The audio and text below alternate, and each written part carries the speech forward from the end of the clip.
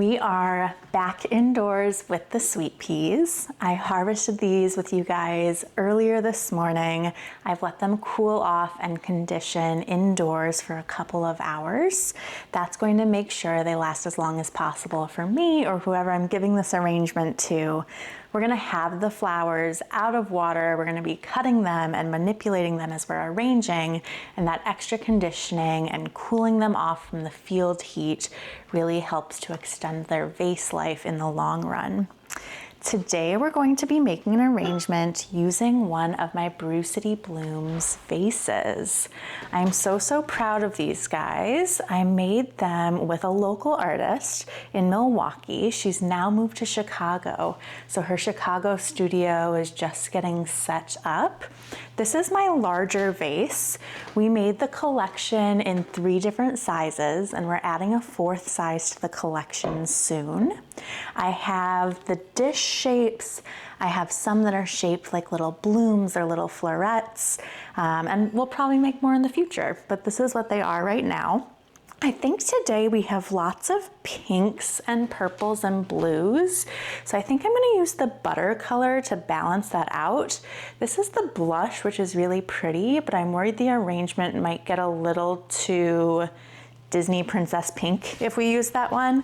So we'll use the butter yellow today. And in the bottom of this vessel, hopefully you can see, I have a pin frog. This is my favorite pin frog that I sell over on my website. The pins are the perfect size apart from one another, and I just have that adhered in the bottom of the vase with some putty. So floral putty is something you can very easily get at a craft store or a florist shop or online. You just pull off a couple strips, put it on the bottom of the pin frog, and secure it in place. So let's get to the arranging.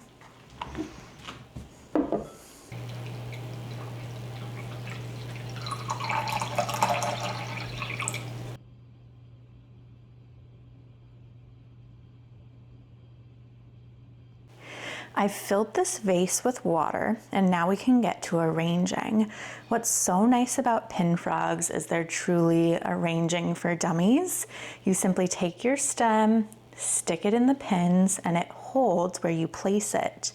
This arrangement is going to be made 100% of sweet peas, and we're really going to play with color as the big eye catcher with this guy.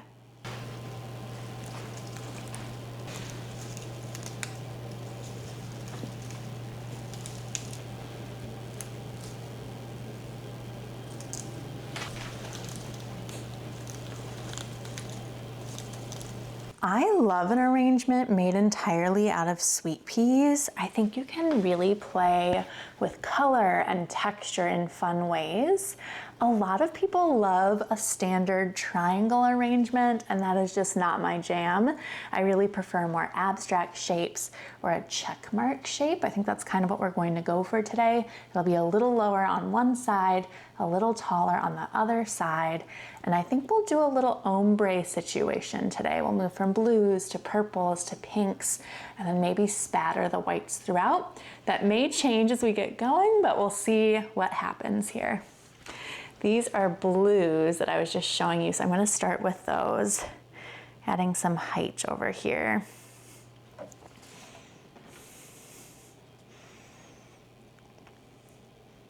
I'm keeping the tall stems nice and tall. They don't really need to be cut much at this point.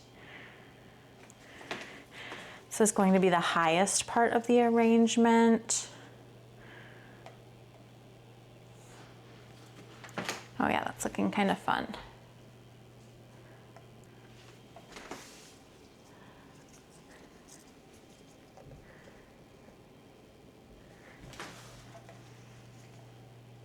I'm gonna bring a little bit of the blue over here. And these guys are just coming on. This is called Lunar Blue. I don't know if you can see the color with the lighting right now, but it's very aquamarine. They're teeny guys that I normally harvest on the vine, but just as I'm training them to stretch up the vine, I harvested these petite little stems. So I'll kind of dance those down and use those as our lower bits in this arrangement.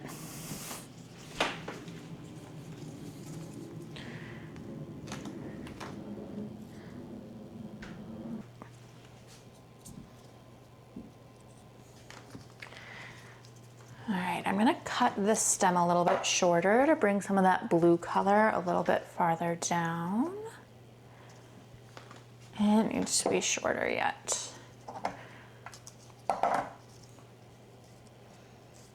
That way those lunar blues are like popping out above it. Somehow, some purple stems got in my blue bunch, so I'll be layering the purples in next. And you can't forget about the back.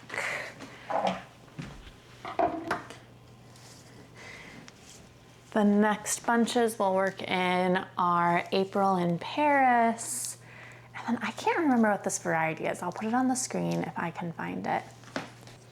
I'm starting to build that check mark pattern. So we have height over here and we're gonna check it up a little bit lower over here and keep this side really tall.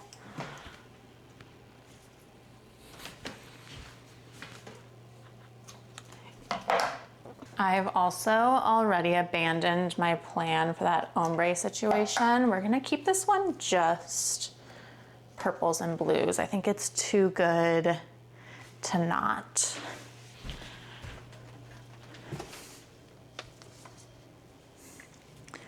The stems on this one are getting really long already.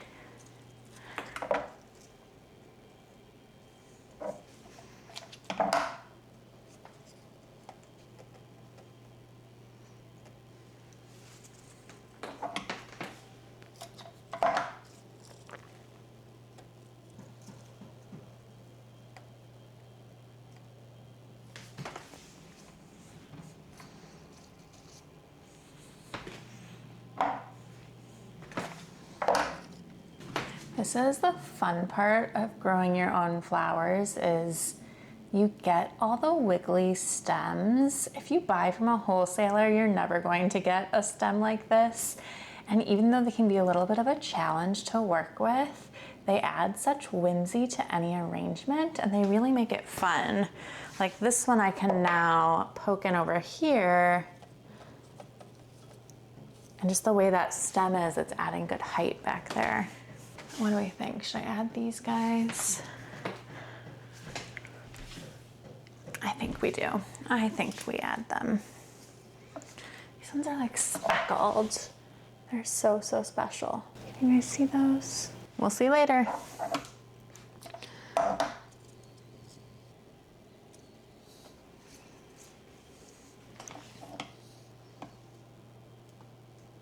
We need the height.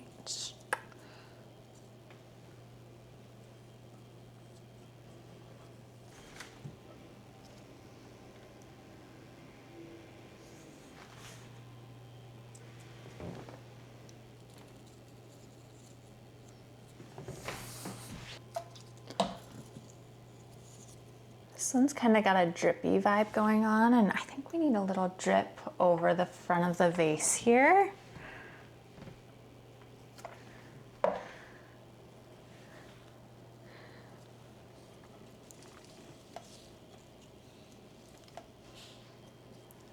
Just doing the same thing on the back, adding a little bit of drippy bits.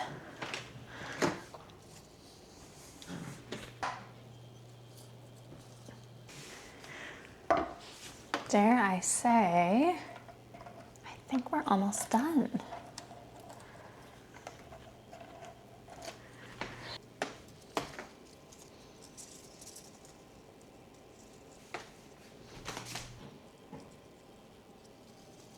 You can see I abandoned the whole ombre situation. Sometimes the flowers steer you in a different direction. I think this guy turned out so, so cute, so airy. It is so, so fragrant as well. If you've never smelt sweet peas, it is an unmatched fragrance. But let's go ahead and dive into a little flower montage of this guy.